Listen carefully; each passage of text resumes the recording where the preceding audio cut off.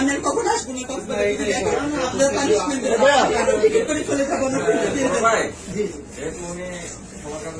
আমি এখন টিকিট করে চলে যাবো পরশু দিন আসছি ভাই সব ডকুমেন্ট চেক করে দেখেন আপনি আমি আপনাদের এটা একটা বুঝলে কিন্তু দৌড়ের পালাইতাম আমি বুঝি নাই সেই জন্য আমি আজকে যাচ্ছি আজকে পালে কালকে আবার আসতেন। আচ্ছা বোন আপনার আমি তো আমার নাম আরোহী